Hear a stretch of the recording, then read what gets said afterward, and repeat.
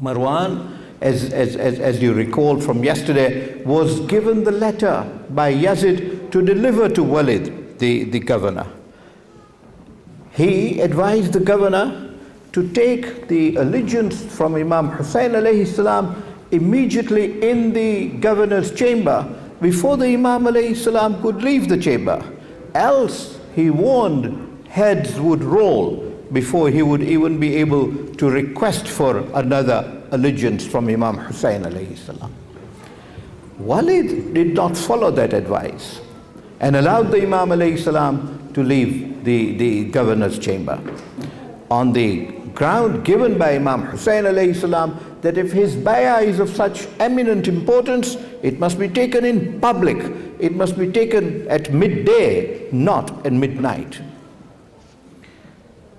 Marwan therefore reverted to Walid bin Utbah and said to him, I told you to take the bay'ah immediately. You did not obey my instructions, and you allowed Hussein alayhi salam to depart from the governor's chambers without giving any bay'ah. Well, Marwan was in a position to make that admonishment to the governor of Madina. But the governor's reply is worth recording in gold. This reply is not from our camp. It is a reply from the cousin of Yazid. He turns round to Marwan and says, "Oh Marwan, if in order to obtain allegiance from Imam Hussein alayhi salam, I had to color my hands with the blood of Hussein alayhi salam, that was something I would never have done. I believe that he who has colored his hands with the blood of Hussein alayhi salam, his deeds will weigh for very little on the day of judgment before Allah." I will complete the episode first before analysis. And Marwan says, "Well, Walid, if that is your thinking, then you've done the right thing." And Marwan walked out of the office of Walid. He could have achieved no more out of Walid. Walid was not prepared to kill Imam Hussein alayhi salam for the sake of allegiance. So you can see that even the governor of Medina thought it would be wrong to kill Imam Hussein alayhi salam only because he refused to make bay'ah of Yazid.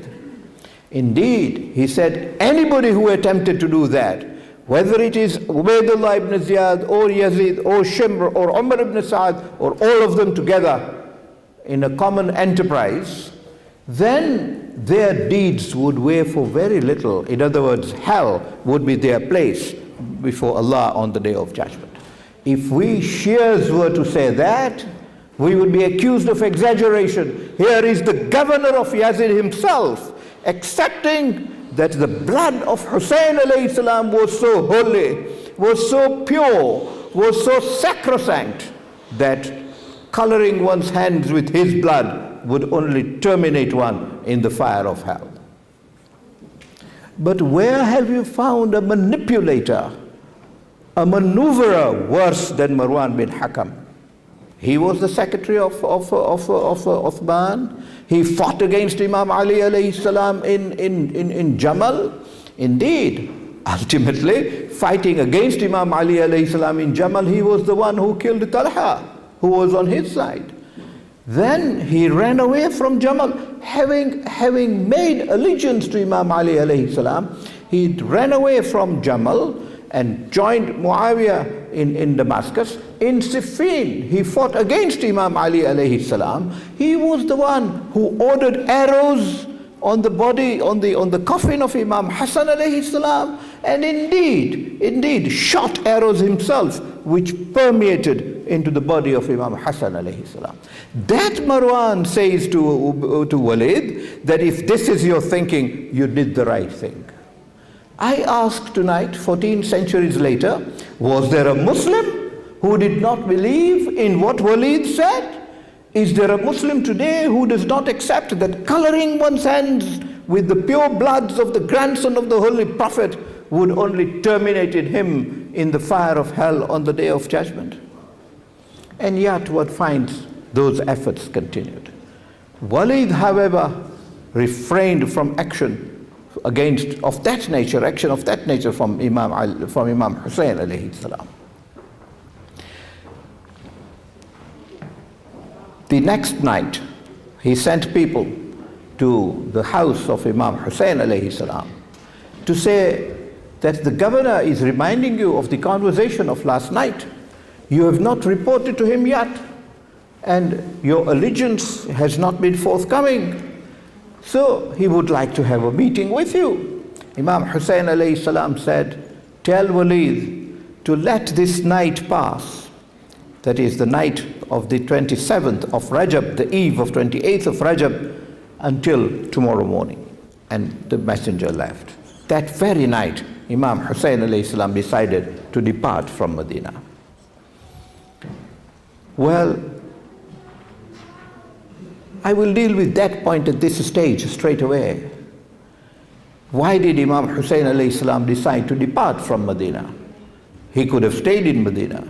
But he saw that when he stayed at Medina, the companions of the Holy Prophet who were still living in Medina and who had heard the Holy Prophet, peace be upon him, and his progeny say to them that this Hussein alayhi salam, and say it from the mimbar, as Hussein alayhi salam was received by him on the mimbar, say to them that this Hussein alayhi salam will be killed.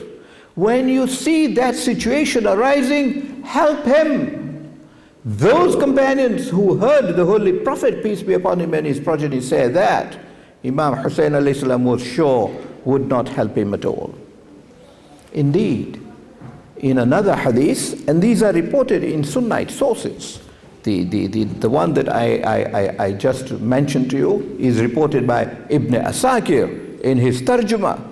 The one I'm just about to say to you is reported by Khwarizmi in his Maqtalul Hussein. And in that volume he says that the Holy Prophet sat on the mimbar in Medina with the companions listening to him and said to them that this Hussein alayhi salam is my son, not my grandson, my son. And he will be the leader of my ummah, and he will be amongst the imams of my ummah after me. These are exact words of the Holy Prophet as reported in this Sunnite source. And then he said, he will be killed. And when he said he will be killed, he wept. And this is why I say, let nobody say that it is a bid'ah to weep on Hussein alayhi salam, because the Holy Prophet did it himself. And not only did he do it, he did it on the mimbar. So I say, it is not a bid'ah, it is the sunnah of the Holy Prophet, peace be upon him and his progeny. However, then when he said this, his companions who were sitting there began to cry, and they cried aloud with their voices being heard. And the Holy Prophet said, Atabkuna wala yansurunahu. You weep today, and when the time will come, you will not even help him. So Imam Hussein alayhi salam knew too well that they would not help him. And they did not. The proof of this lies in the fact that Imam Hussein alayhi salam did depart from Medina to Makkah. Not one companion is known to have left Medina to go to Makkah and say, Ya Hussein, why did you do this? We are here in Medina to help you. What made you leave Medina? We would have come between you and Yazid if any attempt was made even to touch you on the ground of Bay'ah. It is another matter of theology, another matter of legal jurisprudence, if you like, as to whether a person can be killed for not making bay'ah. The ayah of Quran is la ikraha fid deen. There is no compulsion in matters of religion. If he was taking bay'ah not only as a political leader but also as a spiritual leader, the Quran has its fullest application. But even otherwise, in secular jurisprudence, you cannot kill a person because he does not make your bay'ah. You can tell him that you will not live in my country. Laws of immigration can come into force, but you cannot kill him for that reason. Indeed, when Imam Ali alayhi salam, and I will not detain you on this subject because I do not want to digress for longer than necessary, only to make this point of bay'ah, only to show how illegitimate that demand was. This is all I'm seeking to satisfy you on. How illegitimate that demand of Yazid was to Imam Hussein alayhi salam. Imam Hussein alayhi salam had his reasons for not making bay'ah, which I have already discussed yesterday with you. Well, Imam Ali alayhi salam, when he was made the Khalif, because he was reluctant to become the Khalif, the people went to the Masjid al-Nabawi and actually forced him, literally, physically, lifted him up, put him on the mimbar and said, you are the person we want should be our Khalif. At that time, he said clearly that if there is anybody else who wants to be a Khalif, let him come forward. If anybody does not want to make my bay'ah, he is free not to make my bay'ah. And 11 people publicly refused to make bay'ah of Imam Ali alayhi salam. One of them was Marwan bin Hakam. One of them was Marwan bin Hakam, who refused to make bay'ah of Imam Ali alayhi salam. One was Sa'ad bin Abi Waqas, the father of Umar ibn Sa'ad, who was leading the army of Yazid in Kerbala. 11 of them refused. None of them was even touched. They were permitted to continue to live in Medina as independent people, as free people, as Arabs living in Medina. When Jamal was fought, all 11 of them fought against Imam Ali alayhi salam.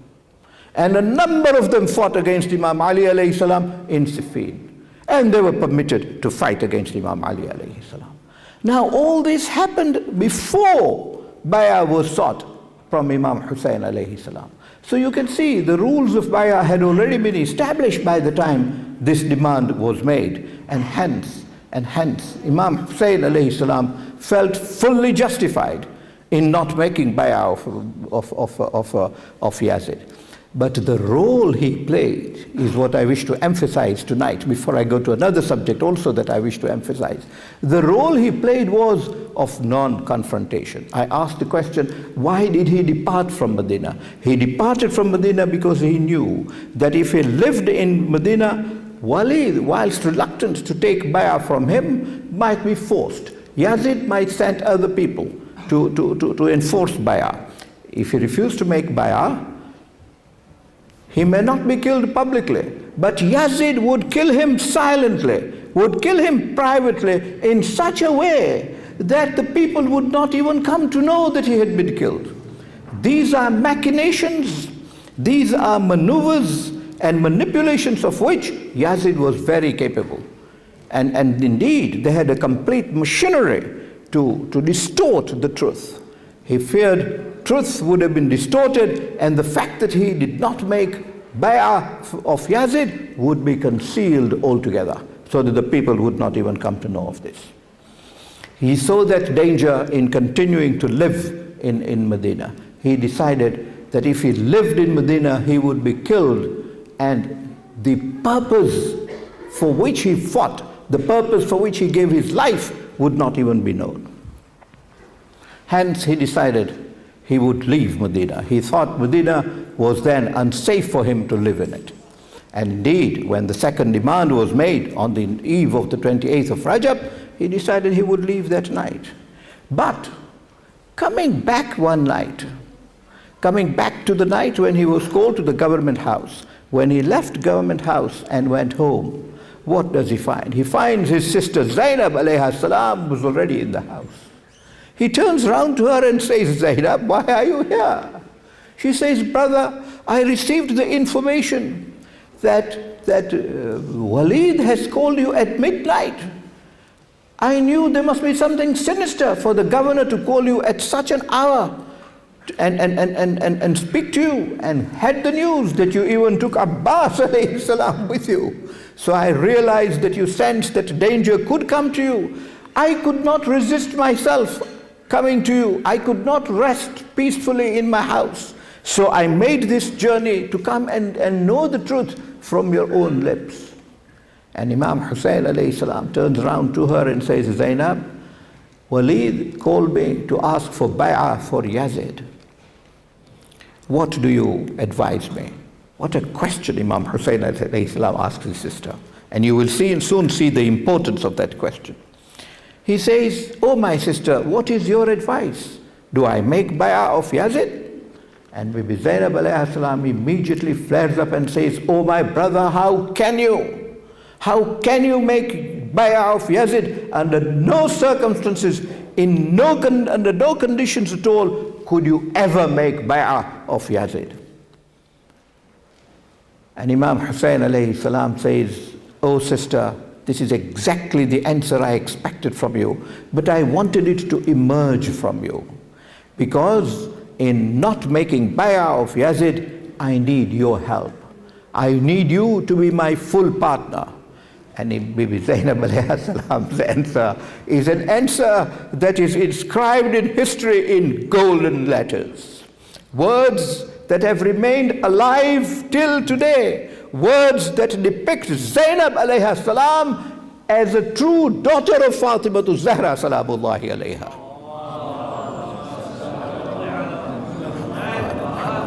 She manifested her character at its pinnacle. She turned around to Imam Hussein alayhi salam and said, "Ya Hussein, the blood of that pure lady Fatima Zahra which runs into your veins is exactly the blood that runs in my veins. You will find me a full partner with you." These words of Bibi Zainab alayhi salam, she lived up to them, up to the very last letter of this word, to the hilt, from the day of Ashura right to the day when she returned to Madina.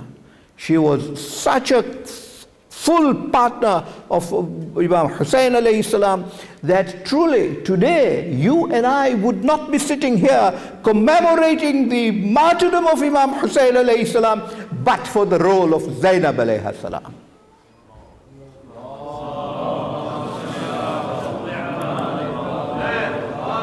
Imam Hussein alayhi salam explained, he said, "Oh Zainab, if I have decided I will leave Medina because Medina has no safety for me anymore.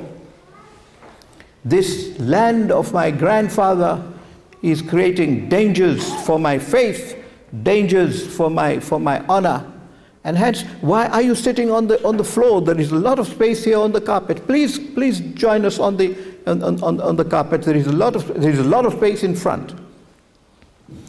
Well, Imam Hussein alayhi salam says, "There is danger for me in Medina. I have decided to leave Medina, but I do not wish to leave alone. I wish to take two teams with me.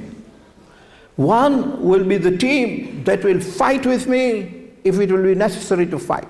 If Yazid will decide to battle against me, I will not give my head without a battle, without a full struggle with Yazid, a struggle of a nature that the world will come to know of, that history will record, because recording of history of that battle will be of paramount importance. So I will take a group of men who will come with me, and Abbas alayhi salam will be their commander." What an honor to Abu al-Fadl Abbas alayhi salam, that the grandson of the Holy Prophet, this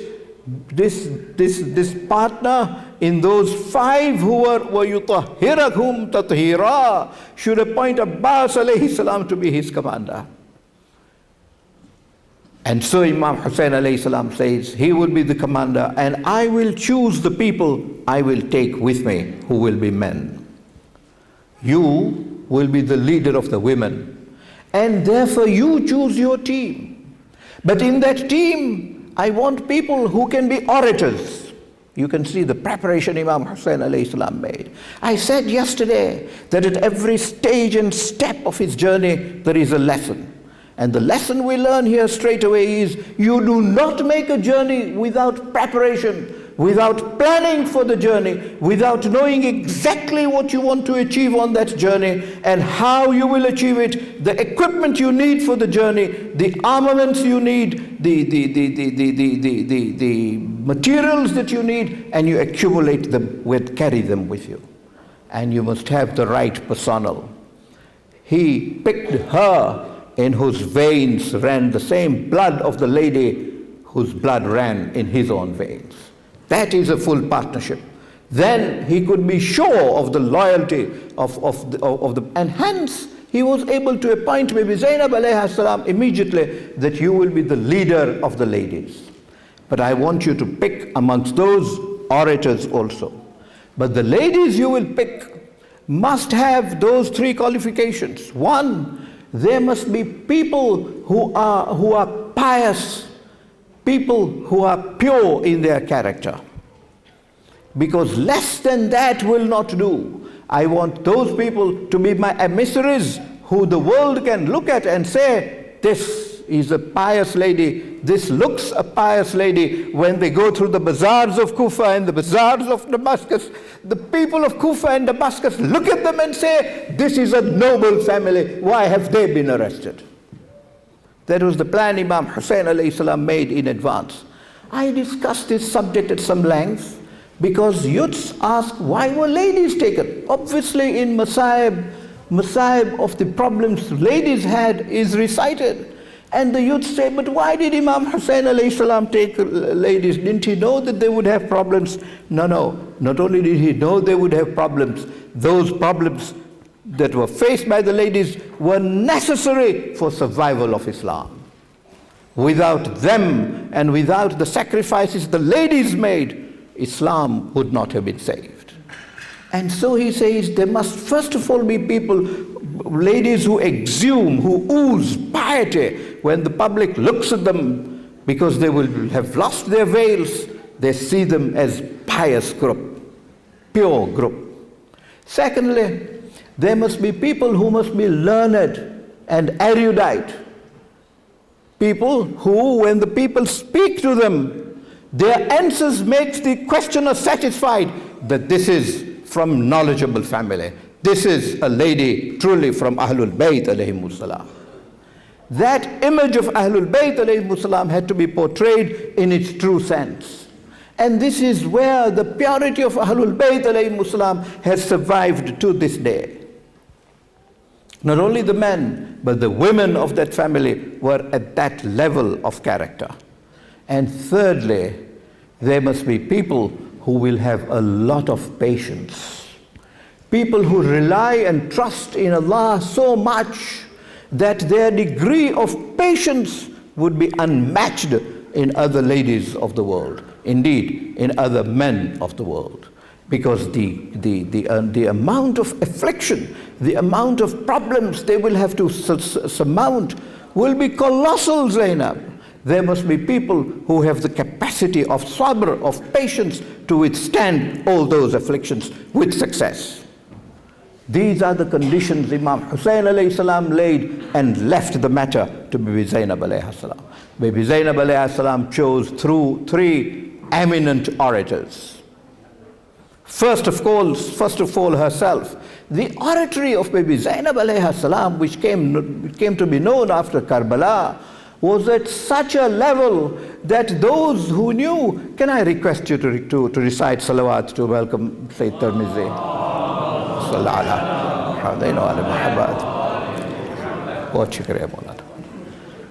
The eloquence and the oratory of Bibi Zainab alayhi salam became so well known that those who knew her distinguished father turned round. For example, Abdullah bin Afif, who was a companion of Amir al-Mu'mineen alayhi salam, companion of the Holy Prophet, peace be upon him, and his progeny, but certainly of Amir al-Mu'mineen alayhi salam, lost one eye in Jamal, lost another eye in Siffin, was sitting in the court of Ubaidullah ibn Ziyad when Bibi Zainab alayhi salam made her khutbah. He turns round to Ubaidullah and said, Ubaidullah, I hear Ali ibn Abi Talib in your court making a speech. Has Ali been revived in order to come and help Hussein? That was the level to which the speeches of Bibi Zainab alayhi salam had risen. The second eloquent speaker of eminence was Kulthum alayhi salam. Indeed, in the bazaar of Kufa, like the court in Damascus, when Bibi Zainab alayhi salam had made a speech, followed by, but she broke down and Imam Zainul Abidin alayhi salam took over. When he was taken away from the speech, Bibi Kulthum alayhi salam continued with the speech and spoke. And the third eminent speaker was Fatima bint al-Hussein, that elder Fatima, daughter of Imam Hussein alayhi salam. And they made speeches of a level that have remained extant in history till today. But Imam Hussein alayhi salam planned for it. Imam Hussein alayhi salam explained to Bibi Zainab alayhi salam that, oh Zainab, after me the effort of Yazid will be to put a curtain on my martyrdom. Such a curtain, such a concealment that the public should not even know who was killed. Even my name would not be, and this is so very true, because when the Ahlul Bayt alayhim salam after Kerbala were moved from Kerbala to Kufa, and as they entered Kufa, the ladies of Kufa threw dates on them, saying, your children, you are wives of rebels, but your children are innocent and you have children with you. So give these dates to children who appear to be so thirsty. And indeed, the first reply that came was from Bibi Kulthum. They gathered these dates, Bibi Zainab alayhi salam and Kulthum gathered these dates and threw them back. When they threw them back, the ladies asked, who are you that you are throwing these dates back to us? Are you so heartless? We are giving them to your children and you are not taking them. Bibi Kulthum alayhi salam was the first to turn around and say, Inna sadaqatu alayna haram. Sadaqah on us is haram. And those ladies turned around and said, Bi ayyi usara antunna? What family do you belong to? Wa sadaqatu haramun ala itratun nabi. It is only the descendants of the Holy Prophet on whom sadaqah is haram. And Bibi Zainab alayhi salam came forth and said, Nahnu itrati Muhammadin al-Mustafa. We are the descendants of Muhammadin al-Mustafa. The ladies were staggered. They said, we were told some rebel wanted to kill Yazid, and that rebel was fought, and that rebel was killed by Yazid, and his family is now being brought here. You are saying you are the descendants of Ahlul Bayt. So you can see that fear that Imam Hussein alayhi salam expressed in Medina to turn to be so true. People were told some rebel wanted to kill. Even the name of Imam Hussein alayhi salam would not come out. Imam Hussein, and can you now imagine the scenario? If Imam Hussein alayhi salam was killed and Yazid with his machinery of power and tyranny turned around and told the people of Iraq and of Syria, telling them some rebel wanted to overthrow me and I killed him, would the public not have believed him? There would have been nobody to stand and defend the cause of Imam Hussein alayhi salam. And it would not only be the cause of Imam Hussein alayhi salam that would be defeated, the cause of Islam would have been defeated.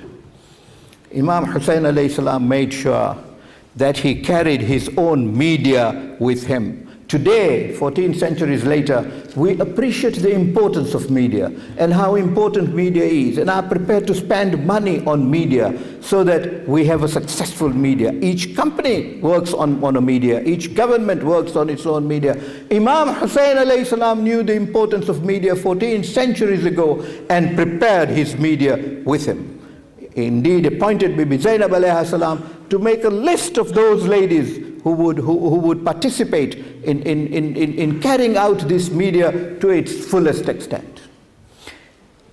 So the question, why were ladies taken? They were not taken for nothing. They had an important jihad to perform. After the men will have performed the physical jihad, they had the media jihad to perform, which was equally ardent and equally assiduous, which they performed par excellence. Well, people turn around and say, why did he take women and why did he take children? Because he took children also. Children, Asghar alayhi salam, 6 months old. But how many other children he took? So many children that some of them died on the way between Kufa and Damascus and were buried on the way. Until today that evidence stands. Evidence of those graves are seen. For example, in Syria, who were buried by Bibi Zainab alayha salam, and who inscribed on the graves, Hada Muhsinu Kerbala, just as that Muhsin of Bibi Fatima alayha salam was killed in Madina, these are Muhsins of Kerbala that were killed on this road. And Bibi Zainab alayhi salam made sure she buried them, and those graves are living, are extant till today, and alhamdulillah we visit them and say salam to those martyrs. This was the role played by Bibi Zainab alayhi salam, and was prepared for this role on the night, on the eve of the 28th of Rajab, before Imam Hussein alayhi salam even left Medina. And he took children with him. Charles Dickens was when once speaking on Imam Hussein alayhi salam, was asked immediately after his speech, you say that this was not a battle of princes. You say that Imam Hussein alayhi salam was on the right, but we cannot understand him taking women and children when he went out to a battle.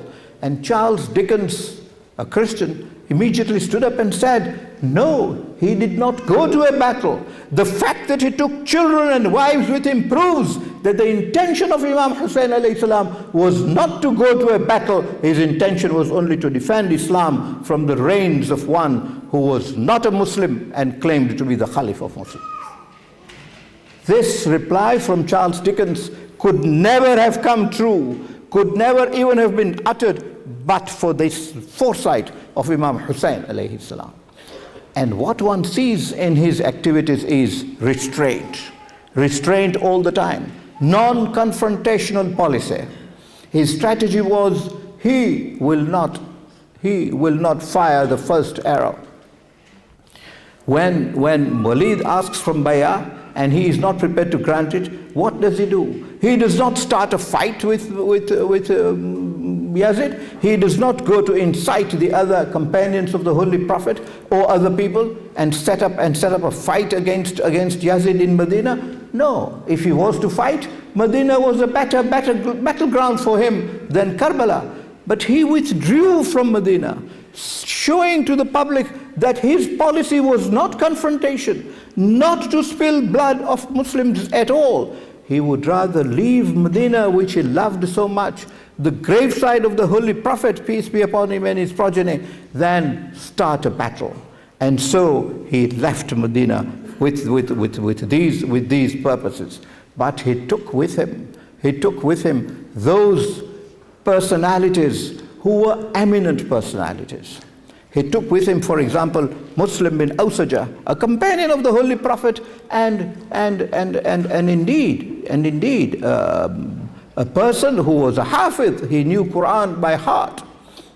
Habib, of course, was another Hafiz who was called later. He took Abbas alayhi salam, who was already so famous. He had fought in Jamal, he had fought in Siffin. Indeed, when he fought in Siffin, people thought it was Ali alayhi salam himself fighting. Turned to Muawiyah and said, Ali has become so young. What a miracle he has performed. And Muawiyah says, this is not Ali, this is Abbas, the son of Ali, who is fighting like Ali. You can see the daughter dressing like Ali, the son fighting like Ali. This is how preparation for Kerbala was made. And Imam Hussein alayhi salam chose those people. And yet there were valiant fighters whom Imam Hussein alayhi salam deliberately kept behind. Because he did not want to take such fighters who would finish those villains of Yazid in no time in Kerbala, and the battle would be won. His strategy was not to win on the day of Kerbala. His strategy was that in his death would be his victory. And how right he was. His victory was survival of Islam. And till today, Islam has survived because of that sacrifice of Imam Hussein alayhi salam. He realized that merely winning battles and wars did not strengthen Islam. Islam needed a sacrifice of such a nature that would run a shiver around behind the spine of the Muslims, and they would be awakened to see what reality was. And hence, although power did not come in the hands of Ahlul Bayt alayhimus salam, real power always remained in the hands of Ahlul Bayt alayhimus salam. Yazid, of course, was removed from, well, Yazid died and was out of office in no time at all, and so was Marwan. But even those who were descendants of Marwan, Abdul Malik bin Marwan and Hisham and the rest of the Umayyad Caliphs, who were really more kings than Caliphs, and the Muslims of the time, alas, accepted that monarchy from them. Well, although they were in authority, whatever they did, they had to have an eye on Ahlul Bayt alayhimus salam. They knew if they tried to validate intoxicating liquors as halal, the Ahlul Bayt would pounce on them. That restrained them. If they were to offend Quran, Ahlul Bayt would pounce on them. The mere presence of Ahlul Bayt alayhimus salam protected Islam even from the hands of such drunkard caliphs who ruled over Islamic Commonwealth of the time. So Imam Hussein alayhi salam decided he will not take all those valiant fighters. 3 absolutely valiant fighters were kept behind. One was Muhammad ibn Hanafiya. He was known for his courage. He was known for his valor. He was kept behind. Another was Abdullah bin Ja'far, the husband of Bibi Zainab alayhi salam. He was kept behind. The third was Muslim ibn Aqil. He was also not taken to Kerbala. He minimized his strength, yet kept enough strength so that it does not appear that Ahlul Bayt alayhimus salam gave way. It would appear they did fight and they were sacrificed. They were martyred in the cause of Islam. That Muhammad ibn Hanafiya, the brother of Imam Hussein alayhi salam, comes to Imam Hussein alayhi salam and says, "Oh brother, I hear you are preparing to leave Medina." And he says, "Yes, Walid has asked for bay'ah from me." And Muhammad ibn Hanafiya, the son of Imam Ali alayhi salam, immediately says, "My brother, you can never make bay'ah of Yazid. He will use your bay'ah to make other Muslims make bay'ah of this drunkard and debaucherer. That just cannot happen." Imam Hussein alayhi salam says, "Oh brother, I have made up my mind on that. And I have decided living in Medina is dangerous for me. I must leave Medina." And Muhammad ibn Hanafiya, who was regarded as a sagacious person, says, "Oh my brother, you are my Imam. I have no position to advise you, but I agree with you. It is dangerous for you to remain in Medina. You must leave Medina." And Imam Hussein alayhi salam turns around to Muhammad ibn Hanafiya and says, "Where do you think I should go?" He says, "I think you should go to Makkah. Makkah is a sanctuary for Muslims. Maybe that is your best place. And from Makkah you can make investigations as to where you should go, depending upon how the situation develops." So Muhammad ibn Hanafiya says, "Well, then I will prepare to come with you to Makkah." And Imam Hussein alayhi salam says, "No brother, you will not come with me." Muhammad ibn Hanafiya asks, "Who comes with you?" He says, "Abbas comes with me." And Muhammad ibn Hanafiya says, "Well, I am content if Abbas comes with you, but I would have liked to come with you so that if there is any trouble on you, I am sacrificed at your feet before anybody else is sacrificed." Imam Hussein alayhi salam appeases Muhammad ibn Hanafiya. What do you say to a brother who tells you, if a problem comes to you, I should be sacrificed before anybody else? Imam Hussein alayhi salam had to use his acumen to appease that brother in a way in which his love would be retained, would be enhanced, and yet he would be satisfied that he is kept behind for good reason. Imam Hussein alayhi salam says, "Brother, I will need intelligence reports in my absence. You said I must analyze the position when I'm in Makkah and watch the situation as it develops.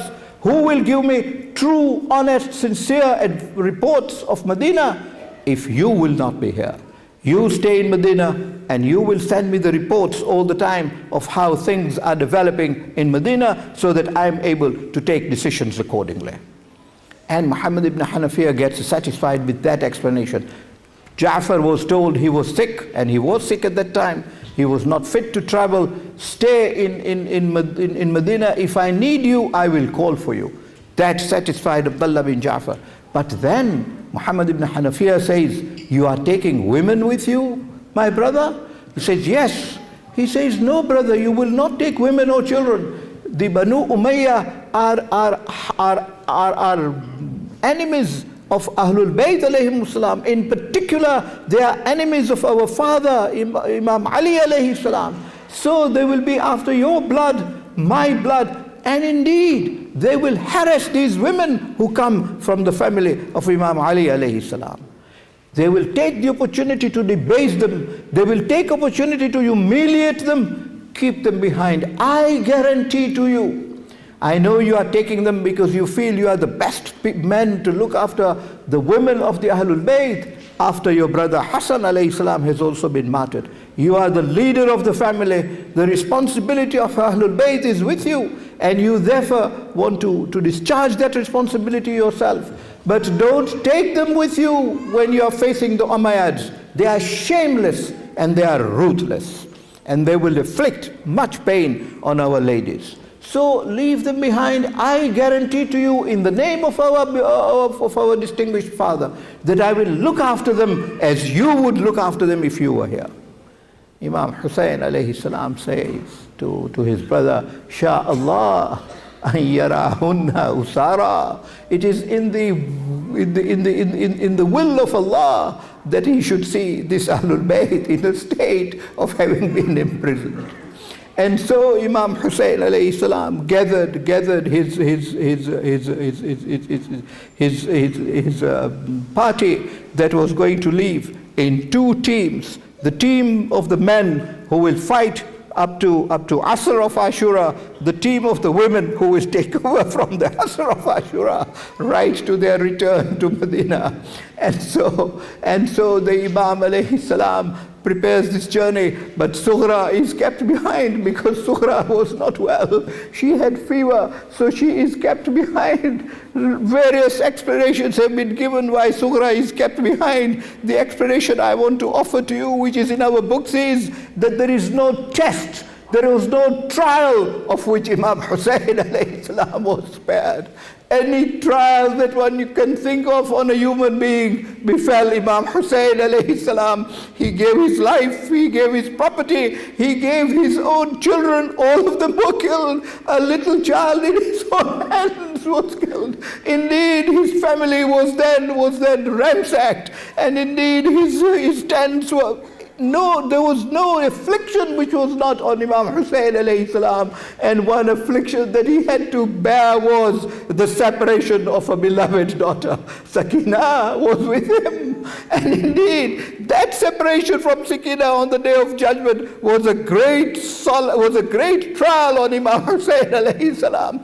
Separation of Sughra in Kerbala was a trial, and imagine how severe that trial became when the letter from Sughra reaches Imam Hussein alayhi salam on the Day of Ashura with greetings to all the members of the family. She complains in the letter, Akbar has not written to me. He promised he would come and pick me up. Akbar has forgotten me. Indeed, if he's already married, then my congratulations to him and to his bride. I look forward to meeting the bride. Asghar, I miss Asghar so much. And indeed, I am not able to even spend nights without Asghar. I remember my mother so much, who has not even written to me.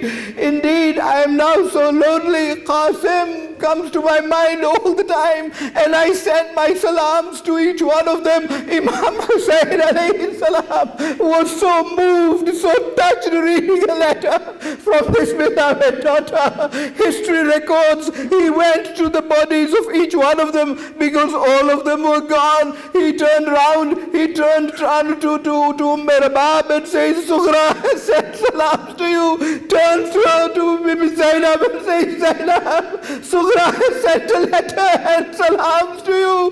Goes to the body of Shehzad Ali Asghar, Shehzad Ali Akbar, and says, Akbar, Sughra has sent salams to you. What pain would Akbar have felt even after his death to hear those salams? But Imam Hussein alayhi salam delivered them. He went to Abbas alayhi salam on the banks of Furat and says, Abbas, Sughra has sent salams to you. If this is what Imam Hussein alayhi salam did, you can see how beloved Sughra was to him.